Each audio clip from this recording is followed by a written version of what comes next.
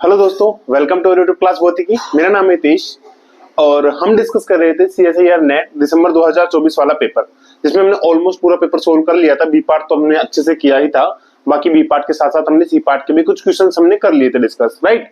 सो इस क्लास के अंदर उसी से अगले क्वेश्चन जो कि होगा हमारा 65th क्वेश्चन, उसके बारे में हम यहाँ पर डिस्कस करेंगे। So before starting this class, if you are new on this channel, please subscribe this channel, press the bell icon and share this video with all your colleagues or your friends who also prepare for these exams, right? And यहाँ से अगर कोई content आपको अच्छा लगता है, जैसे कि EMP की हमने प्लेलिस्ट बना रखी है, EMP के अंदर हमने मोस्ट ऑफ द कंटेंट वहां पे अपलोड कर दिया है, जो कि आपके एकेडमिक्स के लिए भी इंपॉर्टेंट है, एकेडमिक्स लाइक MSc के लिए इंपॉर्टेंट है वो, और ऑल्सो CSIR के लिए भी वो इंपॉर्टेंट आपके रहने वाला है। तो अगर वो कंटेंट आपके लिए हेल्पफुल है तो check out those classes also, और सब्सक्राइब करना बिल्कुल ना भूलें। लाइक करें, कमेंट करें इस क्लास के नीचे की कौन से क्लासेज, कौन से टॉपिक्स पे आपको वीडियो चाहिए और कितना डिटेल में चाहिए। मतलब टॉपिक्स आप टॉपिक्स बताना, डिटेल हम अपने आप लेके चलेंगे, डेप्थ बेसिक टू एडवांस में। So if you are new on this channel, so please press the bell icon, subscribe this channel and करते हैं आज क्लास का शुभारंभ। तो हमने ऑलमोस्ट 64 क्वेश्चंस कर लिए थे, राइट। हाँ, ये वाली PDF आपको हमारे टेलीग्राम चैनल भौतिकी पर मिल जाएगी, तो वहां से आप जाके देख सकते हैं। वहां पे इसके अलावा वहां बाकी काफी भी हेल्पफुल कंटेंट आपको वहां पे मिलता रहेगा। तो चलते हैं क्वेश्चन नंबर 65। और क्वेश्चन नंबर 65 हमारा आया था सुपर कंडक्टिविटी से। ये जो आया था हमारा, ये आया था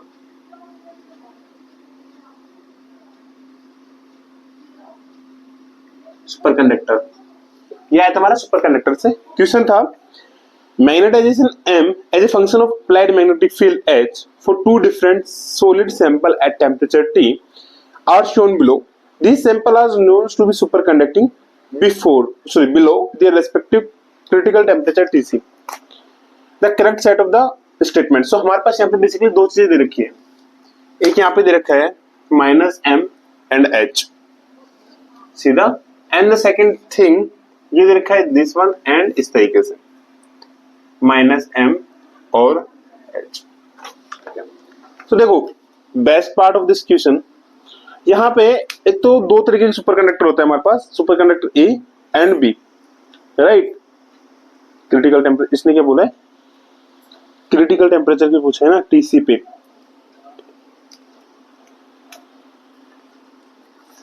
सो यहां पे जब हम बात करेंगे इसका सुपर कंडक्टिंग स्टेट के अंदर, इस वाले केस के अंदर, तो यहां तक तो ये क्या होगा, नॉर्मल स्टेट के अंदर रहेगी। नॉर्मल स्टेट मतलब एट ए क्रिटिकल टेम्परेचर तक। तो टाइप 1 और टाइप सुपर कंडक्टर है। एक मिनट, यहाँ पे प्रिंटिंग मिस्टेक होगी आपके, SYPER नहीं है, SUPER है। ओके, सो इसको करेक्ट करना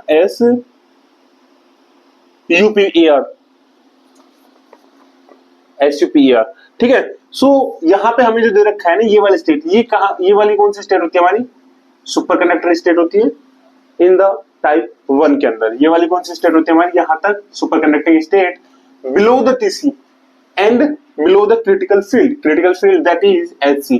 जब तक HC से नीचे रहेगा H की वैल्यू, तब तक हमारे पास एज इट इज ये वाली वैल्यू हमें देखने को मिलती है। तो ये वाला होता है हमारा type 1 super conductor below the critical temperature and also below the critical field first. Second, आपने अगर ये देखा होगा तो ये हमारा होता है टाइप 2, टाइप सेकंड जिसको बोलते हैं। टाइप सेकंड के अंदर क्या होता है, बेसिकली टाइप 1 के अंदर जो क्रिटिकल फील्ड होता है वो एक ही होता है, टाइप 2 के अंदर जो क्रिटिकल फील्ड होता है वो दो होते हैं, और जिनको हम डिस्क्राइब करते हैं HC1 एंड HC2 से, ठीक है। तो इसके केस के अंदर 3 स्टेप होती है। पहला, अगर हमारे पास क्रिटिकल जो फील्ड है H की वैल्यू वो बिलो द HC1 है, सो इस केस के अंदर जो ये काम करेगा ना, ये वर्क करेगा, वो एज करेगा डाइलेक्ट्रिक की तरह। तो ये परफेक्ट डायमैग्नेटिज्म, हाँ ये काम करेगा, परफेक्ट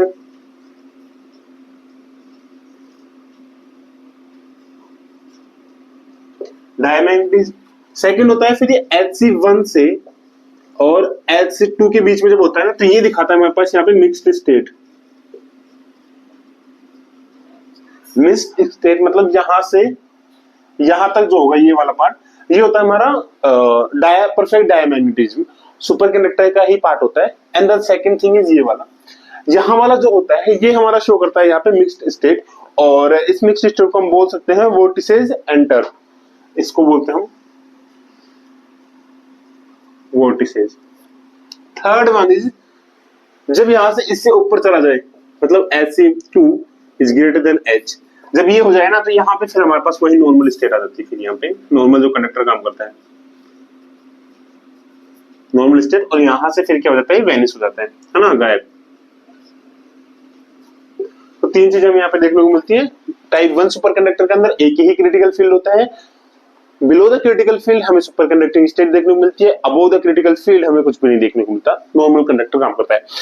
इन टाइप 2 सेमीकंडक्टर यहाँ पे दो क्रिटिकल फील्ड होते हैं, टाइप 1 सॉरी SC1 और SC2। SC1 से बिलो अगर हम क्रिटिकल फील्ड लेते हैं या मैग्नेटिक फील्ड लेते हैं तो उस केस के अंदर हमें पास क्या दिखाई देता है, जैसे कि हमारा टाइप 1 काम करता है एज इट इज काम करता है। कब? SC1 से जब छोटा होता है। SC1 और SC2 से जब बीच में होगा तो इन दोनों के जब बीच में होता है तो हमारे पास मिक्स्ड स्टेट हमें देखने को मिलती है, टाइप 1 और टाइप 2 की थोड़ा थोड़ा हल्का मिक्स। और जब SC2 से अबोव चला जाता है तो उस केस के अंदर हमें क्या देखते हैं, नॉर्मल स्टेट, दैट इज इसकी नॉर्मल कंडक्टर जो काम करता है उस तरीके से हमें यहाँ पे देखने को मिलता है। तो ये हमारा क्वेश्चन था। तो अकॉर्डिंग टू दिस क्वेश्चन यहाँ पे जाएगा type 2 semiconductor below TC and up to upper critical field, superconductor होगा TC तक, और कहां तक आ रहा है, यहां तक सुपर कंडक्टर आ रहा है, तो अप टू HC2 के ऊपर फिर चला जाएगा। अब वो जो क्रिटिकल फील्ड आ रहा है ना, अपर क्रिटिकल फील्ड, वो क्या है HC2, below critical field HC1। तो ऑप्शन नंबर सी हमारे यहाँ पे क्या हो जाएगा, करेक्ट आंसर हो जाएगा। तो ऑप्शन नंबर सी ये आप कर लीजिए, देख लीजिए। और इसके बाद आता है next question, question number 66। The lattice spacing in a simple cubic lattice is given to be 5 angstrom. The number of lattice point per square nanometer in the lattice plane with Miller indices 2 1 2। तो हमें यहाँ पे दे क्या रखा है, एक हमें दे रखा है सिंपल क्यूबिक लैटिस स्पेसिंग ए बराबर हमें दे रखा है 5 एंगस्ट्रम, और मिलर इंडिसेस दे रखे हैं, मतलब H के L की वैल्यू जो दे रखी है वो हमें दे रखी है यहाँ पे 2 1 2। और इसने जो पूछा है यहाँ पे नंबर ऑफ लैटिस पॉइंट्स पर स्क्वायर नैनोमीटर, ये हमें दे रखा है, ये दे रखा है, और सिंपल क्यूबिक लैटिस दे रखा है, ठीक है।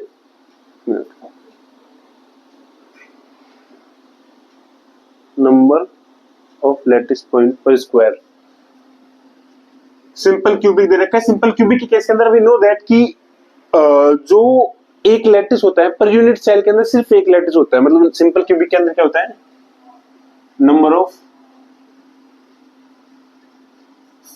Lattice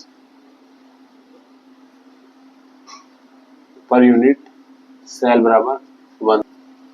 so we can say like the volume of the unit cell,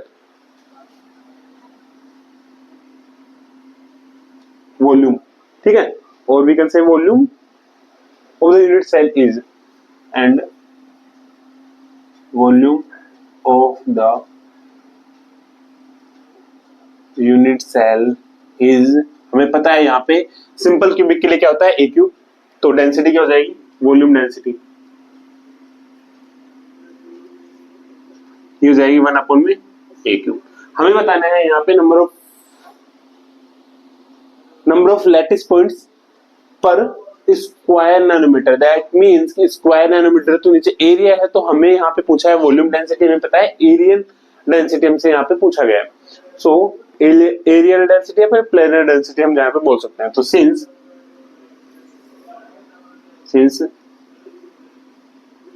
planar density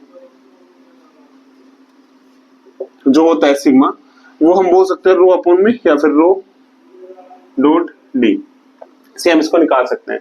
rho की वैल्यू हमारे पास पता है 1 अपॉन में A क्यूब, और डी हमारे पास होता है A अपॉन में H square plus K square plus L square, ये हमारे पास H होता है।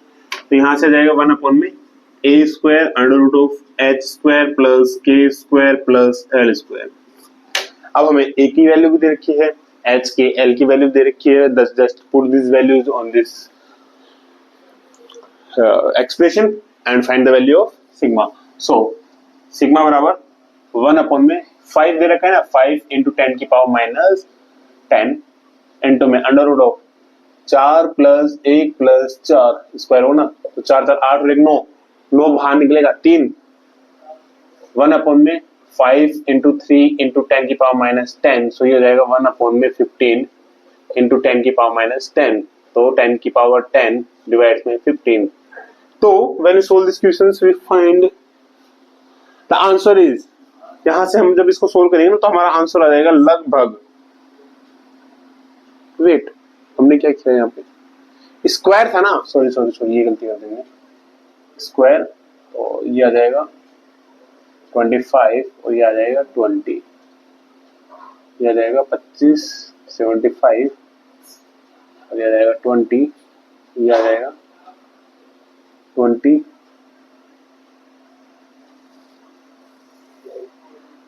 सो यहां से जब इसको सोल्व करेंगे और ये किस में आएगा हमारे पास, मीटर में है ना, मीटर स्क्वायर के अंदर, तो बेसिकली हमारे पास क्या आ जाएगा, पर मीटर स्क्वायर। जब इसको हम सोल्व करेंगे तो हमारे पास जाएगा ये 1.33 नैनोमीटर स्क्वायर पर नैनोमीटर स्क्वायर, 1.33 पर नैनोमीटर स्क्वायर। अगेन सेम आपके लिए इक्वेशन है जैसे कि हम हर क्लास में या हर वीडियो में हम करते हैं कि यहाँ पे मैंने तो कर दिया है आपको मीटर स्क्वायर में, आपको कन्वर्ट करना है, पहले तो इसको सोल्व करना है सिंपल वे में,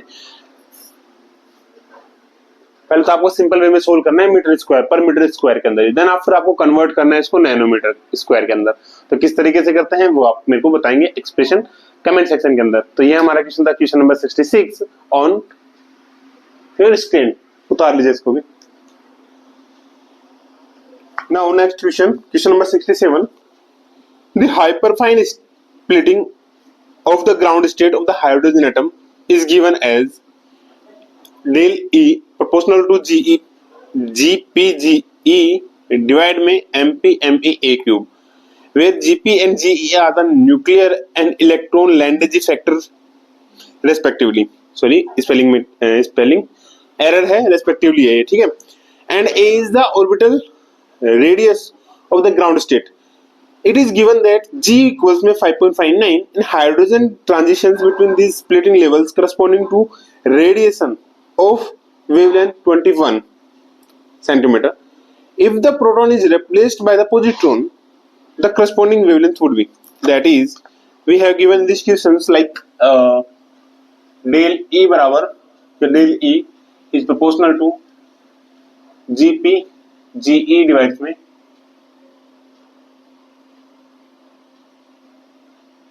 MP ME and A cube. Also given GP equals में 5.59 and lambda H for the hydrogen atom wavelength में क्या दे रखे 21 centimeter. All right. Any other quantity has given in this question? So no, there is no questions. A is the orbital radius of the ground state. Orbital radius है A. इसका काम आएगा ये भी, ठीक है। Orbital radius for the ground state, ठीक है। Right. So we know that lambda equals में this one is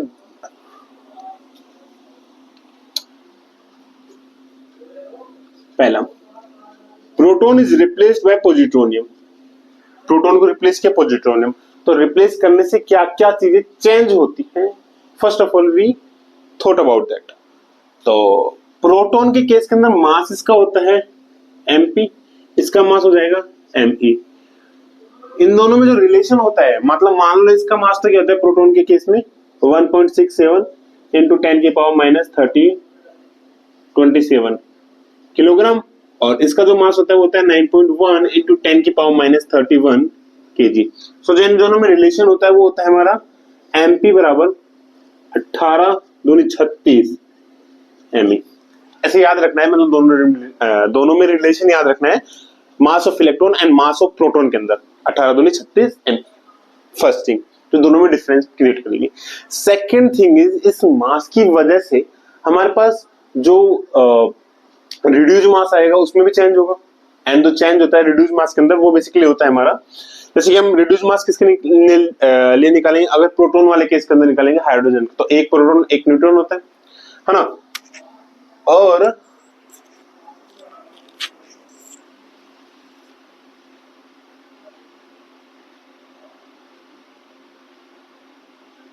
हाँ, एक प्रोटॉन एक न्यूट्रॉन, तो reduce mass of hydrogen atom जो होता है वो क्या हो जाएगा हमारे पास, एमपी एमई डिवाइड्स में एमपी प्लस एमई। पी जो होता है वो बहुत बड़ा है, तो पी को हम नेगलेक्ट कर देंगे, तो यहां से हमारे पास आ जाएगा एमपी एमई डिवाइड्स में एमपी 1 प्लस एमई डिवाइड्स में एमपी। ये वाली मान बहुत बड़ा है, तो हम लगभग 0 के समथिंग रख देंगे, ये इतना है ना, तो ये हमारे पास लगभग आ जाता है, यहाँ पे एमपी से एमपी कैंसिल हो जाएगा, ME for mass of hydrogen atom. Now mass of hydrogen atom when we replace proton by positronium, so what we get, so ये रहता है पॉजिट्रोनियम एटम के लिए पी से नोट करते हैं, ठीक है। So ME plus ME minus divides में ME plus plus ME minus, mass तो दोनों का सेम ही होता है, जस्ट चार्ज का डिफरेंस होता है। सो ये हो जाएगा एमई स्क्वायर डिवाइड्स में 2 एमई, तो ये हो जाएगा एमई डिवाइड्स में 2। सो बेसिकली जो रिलेशन है वो क्या है, mass of positronium ion add करने की वजह से हमारे पास इसका मास क्या जाएगा, हाइड्रोजन एटम के केस से आधा। दो रिलेशन, पहला रिलेशन जो चेंज करने से आया वो ये आया, the second relation is this one. Third, orbital radius में क्या चेंज होगा, so since a is inversely proportional to mu, जो ए होता है ना वो इनवर्सली प्रोपोर्शनल होता है 1/म्यू के। हमने जब बात की थी बोर मॉडल की हमारी एएमपी की क्लास के अंदर, तो वहां पे हमने इसके बारे में डिस्कस किया था कि जो रेडियस होती है वो कितनी आती है ना, तो उसके अकॉर्डिंग ए अपना क्या था 1/म्यू के, तो 1/म्यू रिलेशन ये वाला आया एक, राइट, जो हम रख देंगे। तो हमारे पास एम ई का आ गया चेंज, एम ई में चेंज हो गया, जीई हमारा ऑलमोस्ट जीपी की वैल्यू में दे रखी है, पहले बता दूं जीपी की वैल्यू में दे रखी है 5.59, राइट, ठीक है। जब जीई को हम किस में चेंज कर रहे हैं, सॉरी जीपी को जीई में चेंज कर रहे हैं, जीई की वैल्यू लगभग होती है 2 के बराबर, तो ये भी हमारे पास आ गया लगभग 2 के बराबर इसकी वैल्यू होती है। जीपी की वैल्यू हमें पता है 5.59। नाउ पहले तो हम निकालते हैं कि एनर्जी में डिफरेंस क्या आता है, मतलब एनर्जी एक की एनर्जी वो है, दूसरे में डिफरेंस क्या आता है, तो यहाँ पे डेल ई, और इसको मान लेते हैं हम for the hydrogen atom divide में, या इसको पॉजिट्रोनियम पी और इसको मान लेंगे हाइड्रोजन बराबर। पॉजिट्रोनियम के अंदर चेंज क्या हुआ है, ये भी जीई हो गया, ये भी जीई हो गया, डिवाइड में एमपी की जगह एमई हो गया, एमई हो गया एपी क्यू इनटू में, सेम एज इट इज आएगा ये हमारा। So MP ME AH Q divides में जीपी जीई, या जीई जीई से कोई चेंज हुआ ही नहीं, इलेक्ट्रॉन ट्रांजिट हमारे पास, तो हमने तो पॉजिट्रॉन को रिप्लेस किया by the positronium ion, positron, यहां से एमई एमई में कोई रिलेशन चेंज नहीं हुआ, जीई की वैल्यू 5.59, जीपी की वैल्यू सॉरी 2 और ये जाएगी 5.59 एंड में, यहां से जीपी की वैल्यू वो वाली रखेंगे, तो 18 दूनी 36 एमई, और ये एमई हमारा यहाँ पे एंटो में, एच है ना ये वाला 1/म्यू, तो 1/म्यू का रखेंगे तो यहाँ पे इसकी वैल्यू रखेंगे तो म्यू पी अपॉन में म्यू एच की पावर 3 चेंज हो जाएगा। सो 2 डिवाइड में 5.59 इनटू में 18 दूनी 36 इनटू में, यहाँ पे म्यू एच पी की वैल्यू जो रखेंगे, यहाँ पे म्यू पी की वैल्यू क्या होगी, म्यू एच अपॉन में 2, सो म्यू पी की वैल्यू रखेंगे म्यू एच अपॉन में 2, सो म्यू एच से म्यू एच कैंसिल आउट हो जाएगा, 1/2 बचेगा, 1/2 की पावर 3 तो 1/8। ओके, सो ये चेंज हो रहा है, 18 दूनी 16, 2 बचेंगे, 18 दूनी 16, 56 चिंता बचेंगे, 18 नाम 72, नो ये नहीं जा रहा है यहाँ से क्लियरली, सो 2 2 4, अब 4 से जाएगा, 4 चौक 16, 2 बचेंगे 23, 4 पंजे 20, 3 बचेंगे, 4 नाम 36, सो 4 चौक 16, 2 बचेंगे 23, 4 5 20, 3 बचेंगे 36, 4 9 36 डिवाइड में 5.59। So when we solve this expression also, एक काम करते हैं, इसको अभी के लिए रहने देते हैं ऐसे ही। हमसे पूछा था उसने लैम्डा क्या होगा। So we all know that कि लैम्डा जो होता है सेंटीमीटर में ना,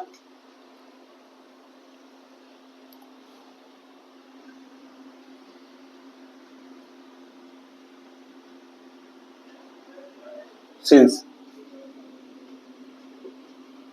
लैम्डा जो होता है वो हमारा होता है जो वेव नंबर हमने लिखा था, वेव नंबर का जस्ट अपोजिट, मतलब जो वेव नंबर था हमारा, वेव नंबर का क्या होता है, ये जस्ट अपोजिट होता है। तो लैम्डा हमारे पास यहाँ पे क्या आ जाएगा, एच सी अपॉन में lambda A, because lambda wave number हमारा क्या होता है, लैम्डा ई अपॉन में एच।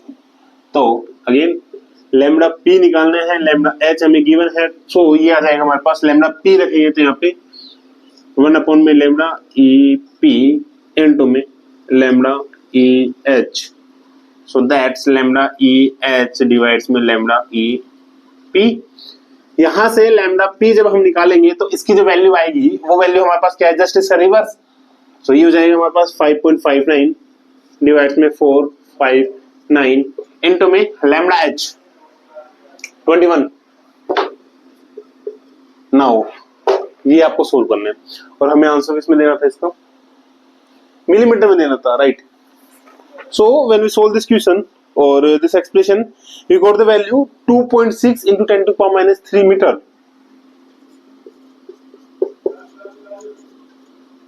सो लगभग ये कितने के बराबर आ गया, 2.6 मिलीमीटर, राइट राइट। अगेन मैं आपको बोलूंगा कि किसमें था, ये सेंटीमीटर में था। इसको चेंज करना है, मतलब सोल्व करना है पहले, देन सोल्व करने के बाद आप इसमें किसमें आ जाएगा, ये मीटर में आ जाएगा। मीटर में लगभग कुछ नहीं चेंज होगा, 2.6 ही आएगा इंटू 10 टू द माइनस 1 आ जाएगा ना, राइट। सेंटीमीटर में करेंगे तो, और उसको जब कन्वर्ट करेंगे तो हमारे पास आ जाएगा 2.6 नैनो मिलीमीटर। तो ये हमारा क्वेश्चन था, सिंपल क्वेश्चन था, बस इसी के अंदर हमने करना था। और जो हमारी नेक्स्ट वीडियो होगी इन एएमपी, आई थिंक नेक्स्ट या फिर जीमान इफेक्ट के बाद, फाइन स्ट्रक्चर हमारा वहां पे कंप्लीट हो चुका है। फाइन स्ट्रक्चर के बाद लैम्प शिफ्ट हमारा हो चुका है, एंड ऑल्सो स्टार्क इफेक्ट हमने बहुत बेसिक से एडवांस लेके गए वहां पे, जो भी आपको कॉन्सेप्ट आता है ना, तो वो भी हमने अच्छी तरीके से कंप्लीट किया है, तो वो जरूर से देखना।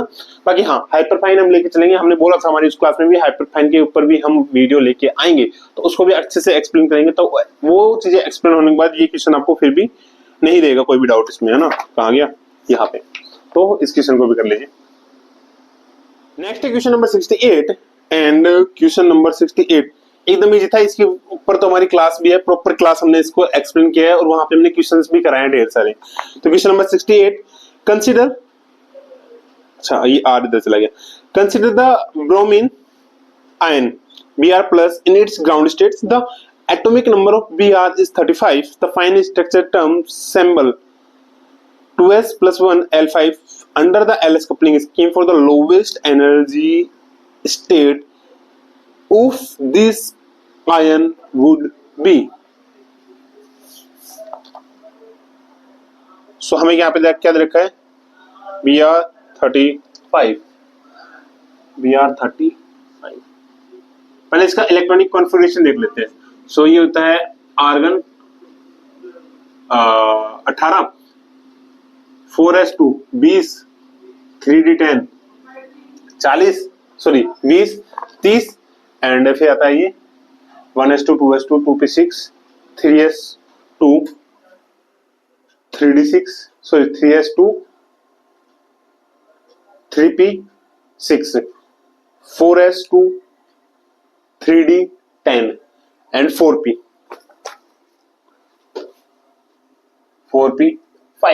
ठीक है, किसके लिए था, Br के लिए। हमसे पूछा किसके लिए, Br+1, तो Br+1 के लिए हो जाएगा Ar4, मतलब Br+1 का मतलब होता है कि एक इलेक्ट्रॉन उसने दे दिया है किसी को, 4s2 3d10 एंड 4p4। तो ये वाला था हमारा कंप्लीट सेल हुए, इनके अंदर तो कोई इलेक्ट्रॉन है ही नहीं जो फ्रीली मूव कर सके, हमें जस्ट निकालने हैं इसके लिए। इसमें कितने इलेक्ट्रॉन्स है, पी सेल है, सो 1 2 3, एंड 4। अगर आपको याद हो हुंस रूल जो हमने क्लास में किया था, हुंस रूल के अंदर हमने एक चीज पढ़ी थी कि if any subcells like S P D F fill more than half, अगर वो मोर देन हाफ से फिल है ना, तो the greatest value of J angular momentum has the lowest energy state. और इसके अंदर हम इसको निकालते हैं लाइक ml और ms। यहाँ पे अब के लिए होता है इसकी वैल्यू जैसे 0 +1 एंड -1। यहाँ पे अब के लिए +1/2, माइनस के लिए -1/2, 1/2 1/2। सो L की जो वैल्यू आती है, और इस केस के अंदर है ना हमारे दो ही चीजें आती है, लोवेस्ट वैल्यू हम निकालते हैं यहाँ पे जो कंसीडर करते हैं। सो L की जो वैल्यू आएगी वो हमारे पास आ जाएगी इसका समेशन ऑफ ml, ये आ जाएगा 0।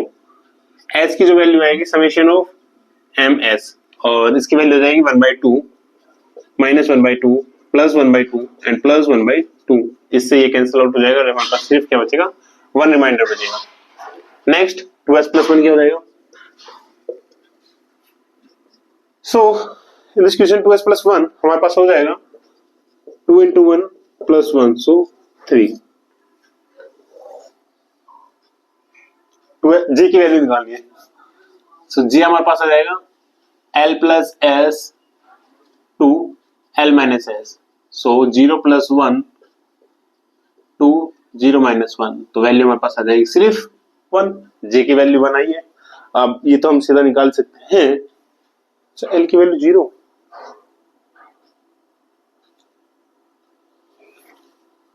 वो एक मिनट दो है ना यहाँ पे, से +1 और +1 दो होंगे, +0 और -1, तो इससे कैंसिल आउट होगा, +1 आएगी इसकी वैल्यू 1 1। सो 1 + 1 2 1 और 0, जे की ये वैल्यू आएगी। हमें चाहिए lowest value, so lowest value हमारे पास क्या रहेगी, sorry highest value of J has lowest energy state for the more than half filled subshell. So यहाँ पे जो हमारे पास टर्म आएगी वो कितनी आ जाएगी, एस की वैल्यू फिक्स है 3, एल की वैल्यू 1 है मतलब P, और जे की लोवेस्ट वैल्यू 2। सो हमारे पास लोवेस्ट क्या जाएगी 3p2, लोवेस्ट जाएगी 3p2। ये हमारे क्या था यहाँ पे करेक्ट आंसर इसका। अगर मान लो कि ये इस तरीके से देता कि लाइक 1 है ना, अगर ऐसे देता ये बस 2, तो मान लो हमारे पास इसमें कितने हैं, सिर्फ 2, जस्ट इसका आधा। L की वैल्यू सेम आती है हमारे पास 1, यहाँ पे भी 1 आती है +1 और +0, वो वाला कर लेना, ठीक है। मैं इसमें चेंज कर रहा हूँ थोड़ा। S की वैल्यू 1 आती, ऑल्सो S की वैल्यू भी हमारे पास क्या आती है, 1 आती, 1/2 + 1/2, तो 3। ट्विस्ट कहां पे आता है कि यहाँ पे जो ग्राउंड स्टेट होती है, हम जानते हैं according to the Hund's rule, if any subshells is filled less than half, then the lowest value of J has the lowest energy state। so यहाँ पे lowest क्या है 0, 3p0। so इस केस के अंदर यहाँ पे क्या होता है 3p0, जो कि आई थिंक हमारे ऑप्शन में भी दे रखा है, ऑप्शन नंबर 2। तो मेजर जो कंफ्यूजिंग पार्ट होता है वो हमारा यही है यहाँ पे कि लेस देन हाफ फील्ड के लिए J की वैल्यू इंक्रीजिंग के साथ एनर्जी इंक्रीज होती है, but more than half filled में increasing value of J has decreasing value of energy. तो क्वेश्चन नंबर 68 हमारा हो चुका है, कर लीजिए इसको भी, और इसी में भी तो जगह है ना हमारे पास।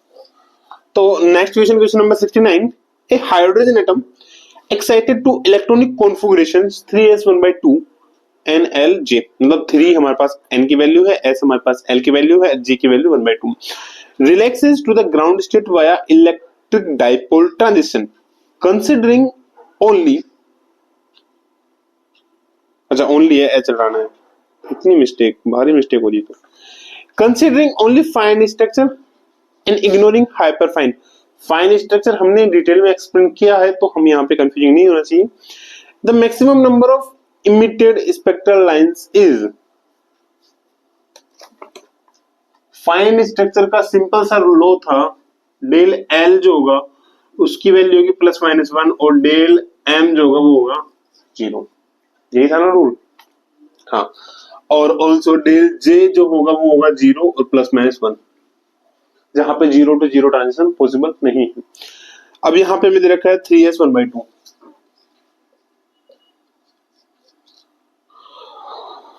इलेक्ट्रॉनिक ट्रांजिशन, एन की वैल्यू दे रखी है, हमें एल की वैल्यू दे रखी है, तो ट्रांजिशन कहाँ कहाँ हो सकता है।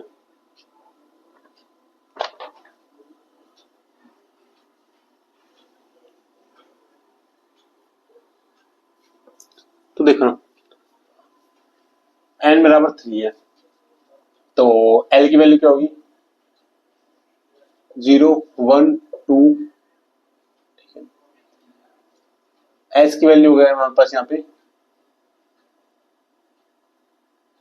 1/2,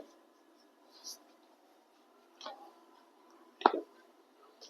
सो जे की वैल्यू हो जाएगी हमारे पास 1/2 for this one, this pair, and for this pair 1/2, 1 plus 1/2, 1/2 and 3/2, and for this pair 3/2, 5/2, ठीक है। एंड यहां से मतलब इसके लिए एल की वैल्यू 0 थी ना, एस की वैल्यू 1/2 मतलब 3 हो जाएगी, 3 मतलब 3/2 रहेगी सबके लिए, 1/2 plus 1, 1/2 into 1 और 2 रहेगी सबके लिए ना, जो पावर होगी, तो वो हमें कंसिडर नहीं करना है। जस्ट हमारी जो अपनी स्टेप बनेगी वो क्या बनेगी, तो ये वाली बनेगी एल बराबर 0 के लिए, सो एस 1/2, 1/2, यहां के केस के अंदर एल बराबर 1, तो P, so 2p 1/2 and 2p 3/2।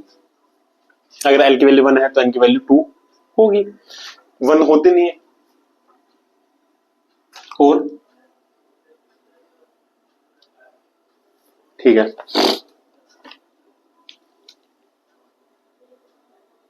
अब यहाँ पे ये वाले रूल्स हम लगाते हैं, हमें आना है यहां से यहाँ पे। सो देखो यहां से पहले यहाँ पे आएंगे, फिर यहाँ पे आएंगे। एनर्जी का हमने डिफरेंस देखा था,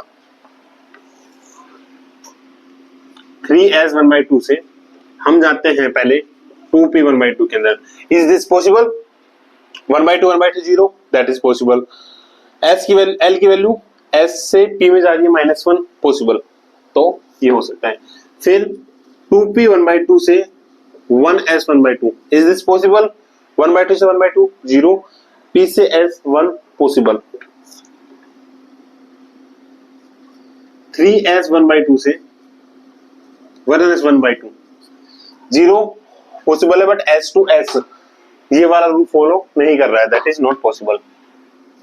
3s 1/2 से 2p 3/2, s से p में ये फॉलो हो रहा है। 1/2 - 3/2 -1, दैट इज ये भी पॉसिबल है। ऐसे ही 2p 3/2 से 1s 1/2, is this possible? 3/2 - 1/2 1 and p minus s 1, that is also possible. तो 1 2 3 4 और कुछ बन रहे हैं इससे, जो ये वाली स्टेप हमने क्यों नहीं ली? यहाँ पे क्या बनेगा हमारे पास, डी है ना ये, सो डी 2d आता नहीं है, 3d 3/2 एंड 3d 5/2। सो देखो s है और d है, तो s और d के अंदर d 2 होता है, s के लिए 0 होती है वैल्यू, तो 2 आ गया, तो ये वाली हम ये स्टेप यहाँ पे वैसे भी कंसिडर नहीं करेंगे। तो इनकी वजह से हमारे पास सिर्फ जो कॉम्बिनेशन बनेंगे वो ये बनेंगे, तो 1 2 3 4, तो यहाँ पे मैक्सिमम स्पेक्ट्रल लेंथ कितनी हो सकती है, 4 हो सकती है। इस तरीके से हम इसको सोल्व करना है। जब कुछ भी ना आए ना तो इस तरीके से आपको लेके चलना है, तो बेसिक से अगर हम लेके चलते हैं तो हमारा हो जाता है ऑलमोस्ट क्वेश्चन। तो क्वेश्चन नंबर 69 कर लीजिए इसको भी। 70 the logic the logic circuit that will have the output this is, तो हमें आंसर बताना है कौन सा सर्किट होगा इसका। तो हमें आउटपुट यहाँ पे दे रखा है y बराबर a plus B a bar b bar plus c bar और इसका पूरे का bar plus a bar b plus c। I think ये पूरे के ऊपर बार है, हाँ ठीक है। पहले तो इसको इजी कर लेते हैं कि इजी क्या होगा इसका ना, तो ये हो जाएगा हमारे पास y बराबर a प्लस बी। इजी करने का सबसे तरीका है इसको सोल्व करना, तो ये हो जाएगा हमारे पास a बार का bar and plus B bar plus C bar का bar plus A bar B plus A bar C Y equals में इसका क्या हो जाएगा A plus B A plus यहां से हो जाएगा B bar plus C bar का बार, सो बी बार का बार सी बार का bar plus A bar B plus A bar C Y हो जाएगा ए प्लस बी एंड ये हो जाएगा A plus B C A bar B plus A bar C. When we open this case, so यहां से अगर हम प्रमेय लगाएं तो यहां पे हमारा लग जाएगा a प्लस बी और इसको हो जाएगा a plus B a plus C plus A bar B A bar या और यहां पे हमारा जाएगा a प्लस सी ना, तो ठीक है a bar B plus A bar सी. दोनों के दोनों सेम है, मल्टीपल में तो सिंगल में आ जाएंगे. सो ए plus B A plus C A bar B A bar सी. यहां से अगर इसको इजी करते हैं हम तो ये हो जाएगा हमारे पास ए plus B C plus A bar B plus A bar सी. और इसको इजी कर सकते हैं हम या वाई नॉट, इसमें और इसमें अप्लाई करते हैं तो हो जाएगा a प्लस ए बार और a plus B plus B C plus A bar C. तो y आ जाएगा हमारे पास यहां से इसका 1 plus A plus A bar 1 होता है इसकी वैल्यू, तो ये आ जाएगा a plus B plus B C plus A bar C. अब इस a का तो इसके साथ करते हैं, इन दोनों का करते हैं, तो a प्लस ए बार इन दोनों का, इनका और इसका, इसका और इसका करते हैं. सो ये जाएगा a प्लस ए बार और ये जाएगा 1 plus sorry a plus C plus b अगर कॉमन लेते तो 1 प्लस सी. ऑलराइट, ठीक है. यहां से y हमारे पास आ जाएगा वही again a plus A bar 1 and यहां से आ जाएगा a plus C plus 1 plus C 1 होता है एंड b, तो y बराबर a plus b plus c. Sum of all three, so sum of all three के अंदर हमारे पास जो आएगा आंसर इसमें सीधा से दिख रहा है. अब तो और गेट के अंदर है 3 इनपुट है, आउटपुट हमारे पास ये आता है, तो ये क्या हो जाएगा हमारा और गेट. हाँ, मैन जो यहाँ पे फॉर्मूला है 2 यूज हुए थे हमारे पास मेजरली, और इसकी हमने डिटेल में एक्सप्लेनेशन के साथ सारी क्लासेस के साथ हमने अच्छे से समझा रखा है. हमारा जो सीरीज 2025 थी वहां पे हमने जो इलेक्ट्रॉनिक्स करवाई थी उसके अंदर ये हो जाएगा.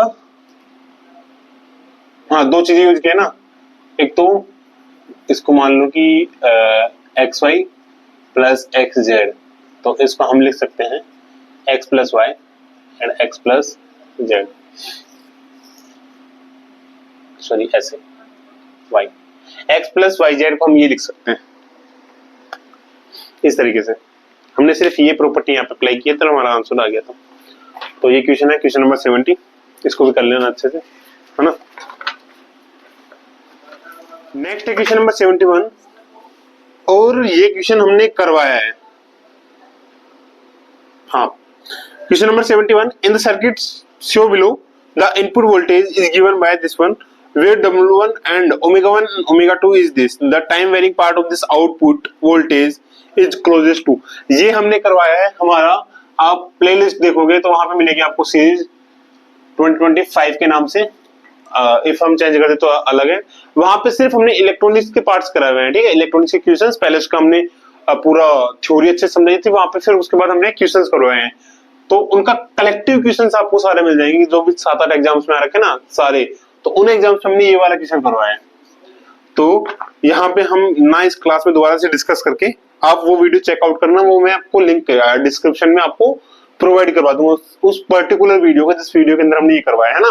उस वीडियो का लिंक मैं आपको डिस्क्रिप्शन में प्रोवाइड करवा दूंगा, तो वो वीडियो आप वहां से उस क्वेश्चन को देख लेना। टाइम भी मैं आपको उसमें मेंशन कर दूंगा कि किस टाइम पे वो क्वेश्चन आपके करवाना है ना। तो इस लिंक पे क्लिक करोगे और लिंक के नीचे ही आपको कमेंट मिल जाएगा डिस्क्रिप्शन में कि इतने टाइम गैप के इतने टाइम पे वो क्वेश्चन आपका आएगा। तो आपका इससे टाइम वेस्ट भी नहीं होगा और आपको सिर्फ वो क्वेश्चन देखने को मिलेगा। बाकी अगर सारे क्वेश्चन आपको सोल्व करने हैं वहां पे पर्टिकुलर ट्रांजिस्टर ओपैम्प के, तो वो भी आप कर सकते हैं। तो ये हमारा हो चुका है, नहीं करेंगे दोबारा से। Question number 72, an LED is required to glow brightly when the temperature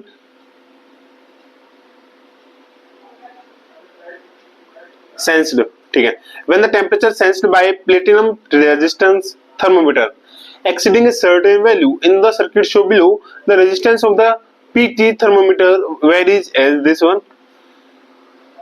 Where T is temperature in degree Celsius, the transistor turn on when VB is greater than 0.7 volt and it has a very high current gain. The temperature at which the LED would start glowing and start closing is closest to. ये question हमने वहां पे discuss करवाया है। तो उसी के अंदर वो वाला ऊपर ओपैम वाला हमने कराया था, ओपैम वाली में, एंड ये हमने किया था ट्रांजिस्टर के अंदर, है ना। तो इसकी भी सेम चीजें हैं। क्वेश्चन नंबर आपको इसी वीडियो के डिस्क्रिप्शन में आप देखोगे, वहां पे आपको क्वेश्चन नंबर दिखेगा, क्वेश्चन नंबर के नीचे आपको लिंक दिखेगी उस वीडियो की, उस पर क्लिक करोगे और उसी लिंक के नीचे आपको टाइम मिल जाएगा, किस टाइम पीरियड पे, मतलब किस टाइम से ये क्वेश्चन हम वहां पे स्टार्ट करवा रहे कराना। तो इससे आपको बेनिफिट मिलेगा कि दोबारा से हम क्वेश्चन नहीं रिपीट करेंगे, ताकि हमारा यहाँ पे टाइम बचे और वो टाइम आप वहां पे कंज्यूम कर सके अपना, है ना। तो ये क्वेश्चन हमारा क्वेश्चन नंबर 72 वहां से हो जाएगा। नेक्स्ट है क्वेश्चन नंबर 73, और अभी के क्वेश्चन नंबर 73 रुकना क्योंकि थोड़ा लेंथी है, पहले कर लेते हैं क्वेश्चन नंबर 74 को। Question number 74, and in this question the mass of proton, neutron, polonium and lead nuclei are as follow. This one, binding energy of helium is this, one atomic unit is 931.99. The binding energy of this and the Q value of the alpha decay of is are closest to. पहले तो binding energy हमें निकाली गई है दोनों चीजों के लिए। देखो बाइंडिंग एनर्जी एंड कहां पे है,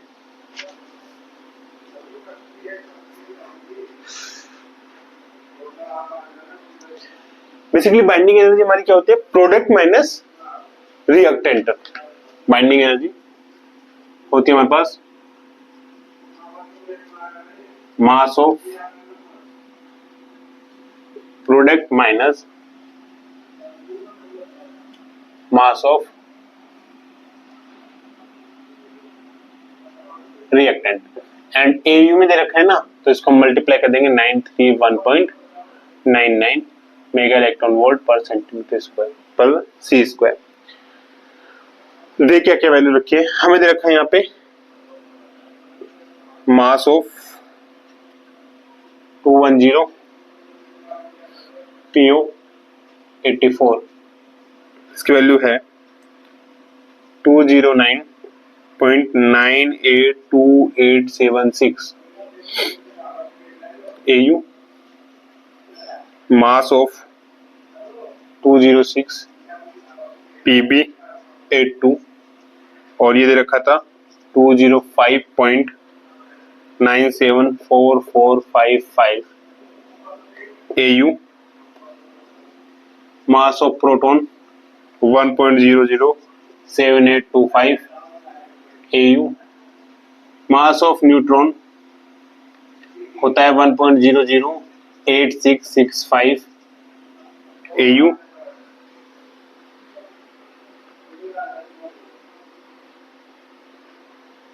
मास ये हो गया neutron. Binding energy of helium ये हमें गिवन है 28.80 मेगा इलेक्ट्रॉन वोल्ट 1 AU, ठीक है। Binding energy of PO and PV and the binding energy and the Q value of alpha decay.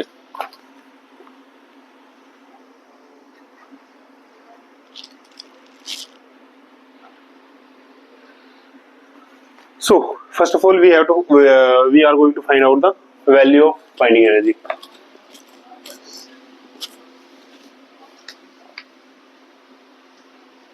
Mass of product minus mass of this one. तो हमें निकालना binding energy of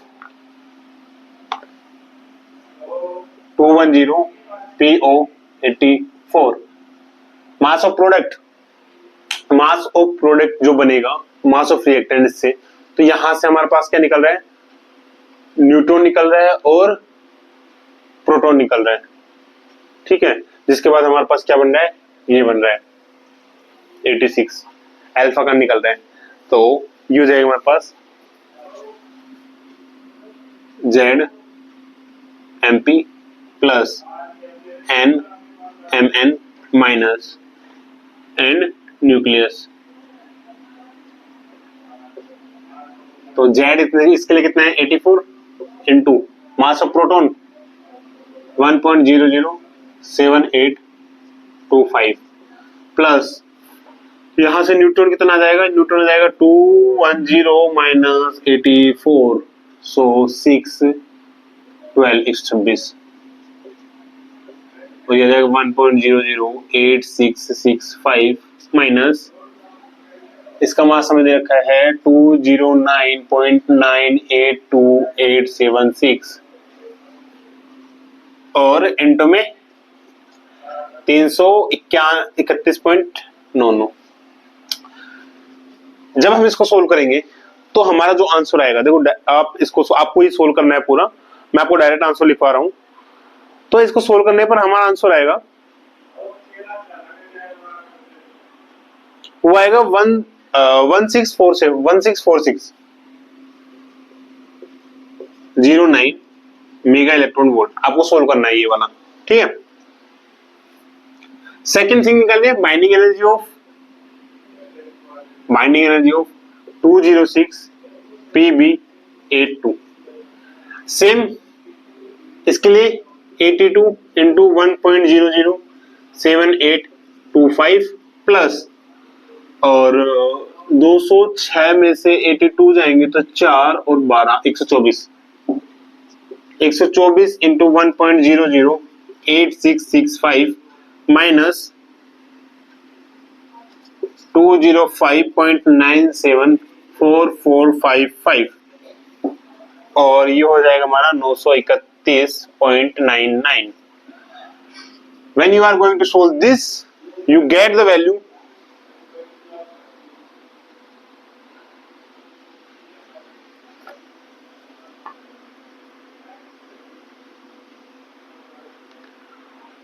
और ये आ जाएगा लगभग हमारे पास 1622.33 मेगा इलेक्ट्रॉन वोल्ट। आप जब इसको सोल्व करोगे, दो चीजें, आई थिंक दो चीजों से हमारे पास वैल्यू आ जाएगी, नहीं आएगी अभी भी ऑप्शन फर्स्ट और सेकंड में अलग रहा है ना थोड़ा बहुत।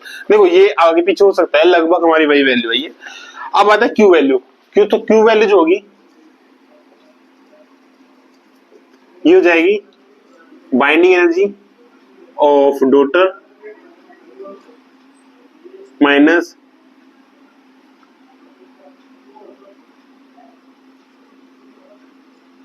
Binding energy of alpha, sorry plus and minus binding energy of parent nucleus.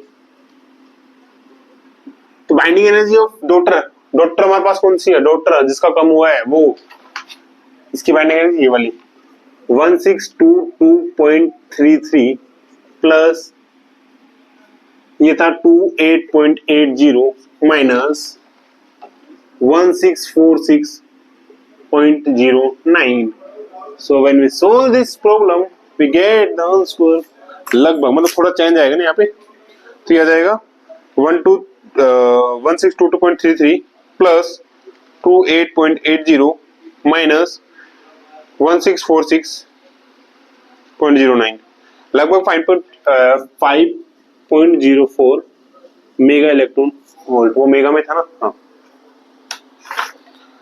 5.04, सो लगभग हमारे पास ये आ जाएगा 5.92 मेगा इलेक्ट्रॉन वोल्ट। हमारा जो कैलकुलेशंस होते हैं ना, लाइक इनमें पॉइंट्स में कुछ मिस्टेक्स हो सकती है आगे पीछे, बट हाँ लगभग आंसर हमारे पास क्या आ जाएगा, लगभग क्या एक्यूरेसी के साथ भी अगर हम निकालेंगे तो वो भी हमारा आंसर आ जाएगा। तो ये आ जाता है 5.04 जो कि ऑलमोस्ट पॉजिटिव वैल्यू है। एंड पॉजिटिव वैल्यू 1 और 2 के अंदर जो अलग रहा था वो ये था कि माइनस और प्लस में, तो ये हमारे पास ऑप्शन नंबर फर्स्ट इसका क्या आ जाएगा, द करेक्ट वन आंसर। सो ये था इसका solution for this question. Next question number 75, and in this questions, naturally occurring uranium is a mix of 238 uranium and 235 uranium isotopes. The lifetime, और जो 235 का है वो है 1 into 10 to power 9 years, and जो 238 का है वो है 6.6 into 10 to power 9 years. What is the closest value of the age of the solar system if one assumes that at its creation both isotopes were present in equal quantities? So we have to find the age, like t निकालना है हमें दे क्या रखा है यहाँ पे, life time में दे रखा है t 235 के लिए 1 into 10 to power 9 years, and ये दे रखा है 238 के केस में 6.6 into 10 की पावर 9 years. दो चीजें और चीजें हमें क्या दे रखी है, कितना टाइम बाद, मतलब जो नंबर होंगे ना आफ्टर टी टाइम, फॉर 238 के लिए जो होगा वो होगा हमारे पास, कहां गया, 99.28%, 99.28%, एंड फॉर 235 इसके लिए हमारे पास इसकी वैल्यू हो जाएगी 0.72. Second case, at starting neutral के अंदर 238 इक्वल है हमारे पास NO 235 के, दोनों क्या है, एक दूसरे के इक्वल है. So we know since n बराबर 40 n naught exponential of minus t upon में 2, फॉर्मूला पढ़ा हुई होगा आपने, आई होप, राइट. सो हम निकालते हैं दोनों के लिए, और हमें टाइम t जो है ना यहाँ पे इसकी वैल्यू पूछी है इसने, तो n फॉर 238 डिवाइड्स में n पॉइंट 235 बराबर, ये तो दोनों के लिए क्या होगा, सेम होगा, मतलब n नोट 238 डिवाइड्स में n note 235 into exponential of minus में t अपॉन में 2 238 डिवाइड्स में एक्सपोनेंशियल ऑफ माइनस में t अपॉन में 2 235. नाउ ये दोनों का सेम है, ठीक है, इन दोनों की वैल्यू दे रखी है, परसेंटेज हट जाएगा 99.28 डिवाइड्स में 0.72 इक्वल में एक्सपोनेंशियली ऑफ टी को अगर हम कांस्टेंट लेते हैं तो ये आ जाएगा अपने पास 1 अपॉन में 2 235 माइनस 1 अपॉन में 2 238, ये चीज आ जाएगी. सो 99.28 डिवाइड्स में 0.72 इक्वल्स में एक्सपेंशन ऑफ टी, और ये आ जाएगा 1 अपॉन में 1 इंटू 10 की पावर 9 माइनस 1 इंटू 6.6 इंटू 10 की पावर 9. यहां से आ जाएगा हमारे पास टी 6.6 माइनस 1 डिवाइड्स में 6.6 इंटू 10 की पावर माइनस 9 इक्वल्स में ln 99.28 डिवाइड्स में 0.72. सो यहां से हमारे पास t जो आएगा वो आएगा 6.6 डिवाइड्स में 5.6 इंटू 10 की पावर 9 इंटू ln 99.28 डिवाइड्स में 0.72. तो जब आप इस क्वेश्चन को सोल्व करोगे ना तो फाइनल आंसर जो हमारे पास आएगा वो आएगा 5.8. अगेन गलत प्रूव करना है मेरे को कि क्वेश्चन गलत होगा या सही होगा, आपको जस्ट इतना सा बताना है, बाकी और कुछ नहीं बताना है आपको. Now the last question for this paper, where is your paper? Okay, so the last question for this paper 73 for the decay of del, इसके ऊपर है, ठीक है, ये इस तरीके से है. Very on the ratio of the decay rate is best approximately by. तो देखो एक चीज आपको याद रखनी है,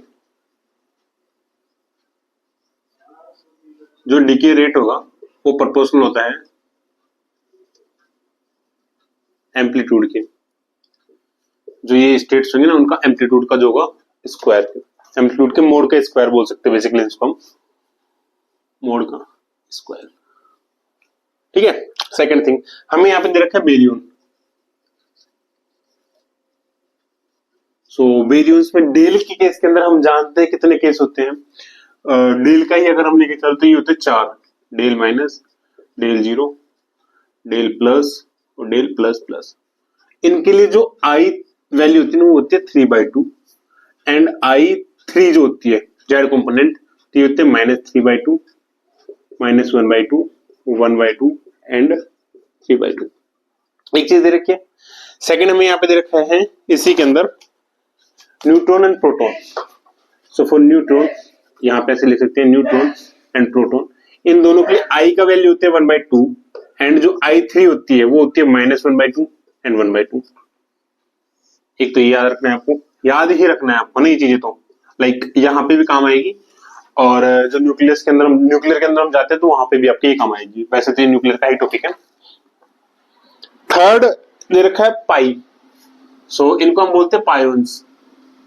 ये हमारे तीन होते हैं, pi minus, pi zero, pi plus. तो जो पी की वैल्यू होती है वो होती है 1, सॉरी आई की वैल्यू, और I3 जो होता है इनके लिए वो होता है -1, 0 और +1। अब you thought like why we are discussing about this in this question. So now basically जो डिके हो रहा है वो कहां पे हो रहा है, डेल से जा रहे हैं हम एंड इसको बोल सकते हैं n plus pi, n nucleus proton या न्यूट्रॉन दोनों के दोनों, और पाई हमारा पाई हो गया। इसके अंदर डिके हो रहा है बेसिकली यहाँ पे। In this decay since decay amplitudes are proportional to the Clebsch Gordan coefficients, यहाँ पे देख सकते हैं, यहाँ पे एक लाइन, यहाँ पे 1 लाइन लिख लेना, क्योंकि मेरे को काफी बार बोल चुके हो कि क्लैपेगॉर्डन कोएफिशिएंट कहाँ पे आते हैं। सिंस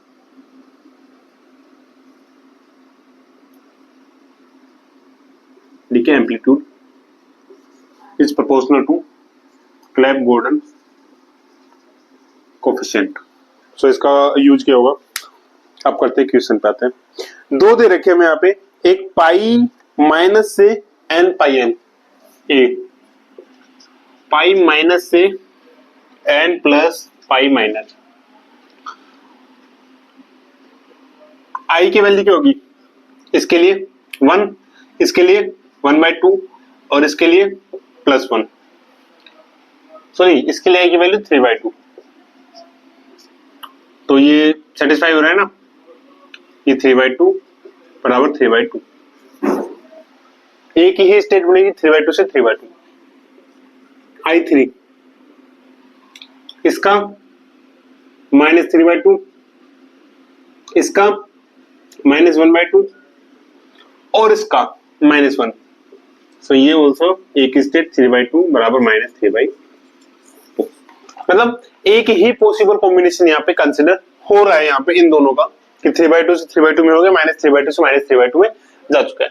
तो यहाँ पे जो डिके एम्पलीट्यूड आएगा बेसिकली यहाँ पे वो क्या आएगा हमारा 1। तो डिके एम्पलीट्यूड यहाँ पे 1 है तो डिके रेट क्या हो गया इसका स्क्वायर।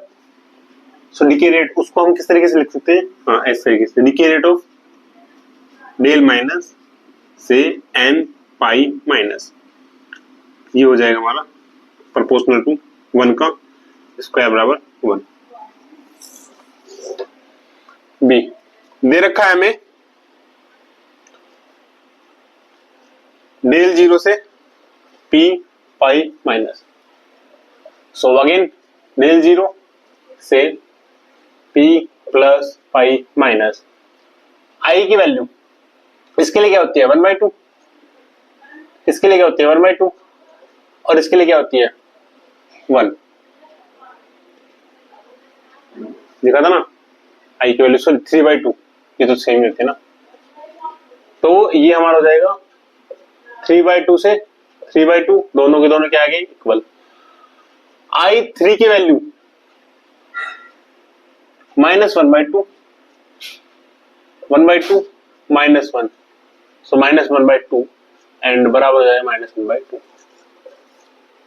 यहां पे देखना यहाँ पे i और i3 के अंदर क्या था कि i की जो वैल्यू थी हमारे पास 3/2 एंड -3/2 सिर्फ एक ही स्टेट कंसीडर कैसे बोल रहे थे हम इसको कि हमारा जो यहाँ पे होता है ना क्लेब गोल्डन कोफिशिएंट जब हम निकालते हैं तो कुछ इस तरीके से हमारी टेबल बनती है और यहाँ पे हमारे पास वैल्यूज होती है लाइक 3/2 से 3/2 3/2 1/2 3/2 -1/2 एंड ऐसे ही एक और आता है 3/2 -3/2 -3/2 है ना। सो 3/2 एंड 3/2 -3/2 एंड -3/2 जो यहाँ पे केस हो रहा है ये वाला 3/2 3/2 सिर्फ एक ही स्टेट के अंदर आता है हमारा। अगर 3/2 3/2 है तो ये वाला, अगर 3/2 और -3/2 3/2 एंड -3/2 हाँ 3/2 एंड -3/2 सिर्फ एक ही स्टेट है, इसके अलावा दूसरी कोई स्टेट नहीं है ये वाली। बट इन दिस केस कौन से वाले केस के अंदर, इस वाले केस के अंदर 3/2 के लिए जो i3 की वैल्यू क्या है -1/2 3/2 के लिए i3 की जो वैल्यू हो रही है वो चेंज होगी, मतलब एक तरीके से हमारे पास यहाँ पे -1/2 के रेस्पेक्ट में जो यहाँ पे मैट्रिक्स के अंदर आता है वो हमारा यहाँ पे कुछ वैल्यू आती है, यहाँ कुछ वैल्यू आती है, ये चार वैल्यू यहाँ पे देखे जाता है। जब हम बात करेंगे सीजी कोफिशिएंट के अंदर तो इस एक पार्ट के लिए हमारे पास यहाँ पे कितनी वैल्यूज आती है, दो वैल्यूज आती है ना। अगर आपको सीजे कोफिशिएंट अलग से पढ़ना है, मतलब डिटेल में जाना है तो हम उसके लिए अलग से वीडियो बना सकते हैं। आप बस कमेंट में इतना लिख देना सीजे कोफिशिएंट, है ना। बाकी हम इस क्वेश्चन में इतना डीप में नहीं जाएंगे, इसमें सिर्फ हम थोड़ा सा उसका रिलेट करके चलेंगे, राइट, क्योंकि टाइम है कम और हमें पेपर कराना है पूरा सोल्व। तो इस तरीके से यहाँ पे एक स्टेट इसकी नहीं होती, पर्टिकुलर एक स्टेट, तो इसको सोल्व करने का तरीका भी फिर अलग होता है। इसके लिए जो स्टेट होती है -1/2 i3 की वैल्यू होती है वो होती है 3/2। तो कहा गया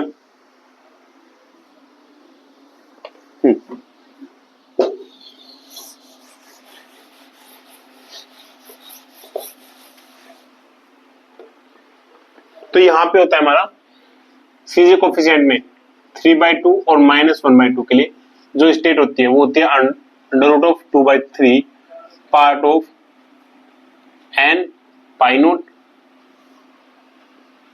plus 1/3 part of p pi minus, इस तरीके से होता है।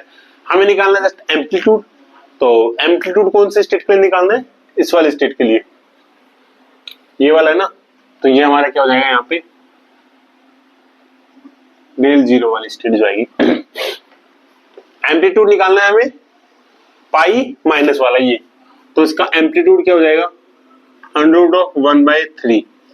सो इसके लिए जो डिके रेट होगी 0 से p पाई माइनस ये हो जाएगी प्रोपोर्शनल टू 1/3 अंडर रूट का मोड का स्क्वायर मतलब 1/3। सो जो क्वेश्चन में हमसे पूछा गया था decay rate of del minus से n पाई माइनस डिवाइड्स में डिके रेट ऑफ डेल 0 से p पाई माइनस, ये हो जाएगा 1/3। सो इसका आंसर आ जाएगा हमारे पास 3। अब ये तो था हमारा इसका आंसर, मतलब इस केस के अंदर, इस वाले केस के अंदर एक तो आपको ये याद रखना है जब 3/2 और -3/2 हो तब। दूसरा मान लो कि यहां पे 0 की जगह ये दे आपको प्लस, अगर प्लस देगा तो इसके अंदर ये क्या हो जाएगा प्लस होना चाहिए। सो 1/2 एंड ये सेटिस्फाई करने के लिए पाई और ये 0 होना चाहिए, फिर इसकी वैल्यू 0 है ना। और इसी तरीके से हाँ, तो इसके लिए एक तो ये वाली स्टेट बन सकती है, दूसरा हमारे पास क्या बन सकती है n प्लस पाई प्लस, तो n के लिए -1/2 एंड पाई के लिए 1, तो 1/2। हाँ ठीक है, तो अगेन इसके लिए भी क्या होगी दो स्टेट बन रही है, तो दूसरा हमारा क्या कॉम्बिनेशन बनता है 3/2 एंड 1/2 का, ये बनता है √2/3 और इसमें भी इसमें ये आता है P0 प्लस 1/2 अंडर रूट में और n पाई प्लस, जो कि ये वाला है। दो ये याद रखने आपको, अगर ये दोनों चीज याद रहना तो आप आराम से इजीली कर पाओगे इसको, ठीक है। सो प्लस प्लस के लिए ये हो जाएगा, माइनस के लिए ये हो जाएगा। P प्लस अभी तक नहीं आया ना हमारे पास, अभी माइनस तो आ चुका था, n pi minus n pi minus n pi minus n pi minus n pi minus, ठीक है। सो डेल प्लस प्लस के लिए हो गया, डेल जीरो के लिए हो गया, मतलब डेल जीरो के लिए ये वाला जाएगा, डेल प्लस के लिए, डेल माइनस के लिए, एक लास्ट आता है हमारे पास डेल प्लस प्लस। और डेल प्लस प्लस के केस के अंदर हमारे पास क्या बन जाएगा, I3 3/2, मतलब ये 3/2 और I3 की वैल्यू भी 3/2, मतलब I की वैल्यू 3/2, I3 की वैल्यू 3/2। तो यहाँ पे जो स्टेट बनेगी ना वो उसी अकॉर्डिंग बनेगी। 3/2 के केस के अंदर हम क्या ले सकते हैं, पाई और पी में, तो 1/2 पी के लिए और वो हो जाएगी 1 पी पाई प्लस, तो 1/2 प्लस 1, और इसके लिए पाई के लिए 1/2 एंड इसके लिए 1 3/2, मतलब यहाँ पे हमारे पास ये वाली सेटिस्फाई करेगी। अब क्या n के लिए भी कोई होगा, तो इसके अंदर पाई पी पाई प्लस हो गया। n के केस के अंदर अगर हम देखें तो n के लिए अगर यहाँ पे -1 है सो +1 ही हो सकता है सिर्फ, तो n का वाला केस नहीं होगा यहाँ पे, सिर्फ फिर अगेन एक ही स्टेट हमें देखने को मिलेगी। तो जैसे हमें यहाँ पे एक ही स्टेट देखने को मिली थी, यहाँ पे इसको डायरेक्ट ये भी ले सकते हैं आप कि 3/2 है ना, सो अगर p हम यहाँ पे लेते तो p आता 1, अब 1 -1 करेंगे तो 1/2 हो जाएगा, 0 करेंगे तो 1 आएगा, 1/2 आएगा और प्लस करेंगे तो 3/2 प्लस आ रहा है। तो इस वजह से यहाँ पे सिर्फ एक ही स्टेट थी। यहाँ पे भी दो केस बन रहे थे हमारे, एक n plus pi by plus 1 p plus पाई 0, और इसमें भी दो केस, इसमें भी दो केस। तो बेसिकली हमारे पास बाकी में एक एक केस बन रहा है और उसमें दो केस जिसमें बन रहे हैं ना, उसमें आपको फिर दोनों इक्वेशन याद रखनी है। तो इसी के ऊपर मैंने कुछ निकाले थे कोफिशिएंट्स जो कि आपको डायरेक्ट याद रखने हैं दिस क्वेश्चन, मतलब एक तरीके से टेबल के रूप में आपको उसको डायरेक्ट याद रखना, ठीक है। तो इसकी एक टेबल बना सकते हैं हम। कितने हो गए हमारे पास, पाई प्लस प्लस का हो रहा है हमारे पास पी पाई प्लस में, पाई प्लस का हुआ था हमारे पास, पाई प्लस का पी पाई नोट में, पाई प्लस का हुआ था हमारे पास एन पाई प्लस में, फिर आता है पाई 0 का हुआ था हमारे पास पी 0 के केस के अंदर 0 0 0 0 3/2, सॉरी 0 के केस के अंदर -1/2, तो -1/2 P minus P pi minus, और 0 के केस के अंदर n 1/2, n के लिए -1 और इसके लिए 0 पाई 0, और डेल माइनस के केस के अंदर n पाई माइनस। तो इसके लिए हमारे पास क्या आता है, रिलेटेड स्टेट डीके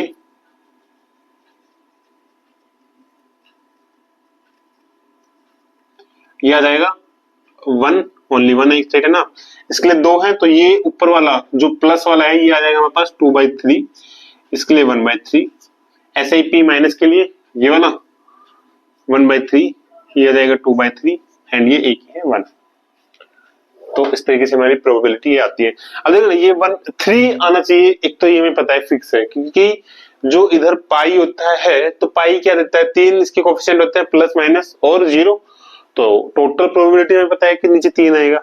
अब ऊपर डिपेंड करना है कि वो कितने स्टेट्स है, तो देखो नीचे का पता है फिक्स है 3 है, ऊपर के केस के अंदर प्रोटॉन वाले यहाँ पे 2 आएगा, इसमें 1 आता है, इसमें 1 आता है, इसमें 2 आता है।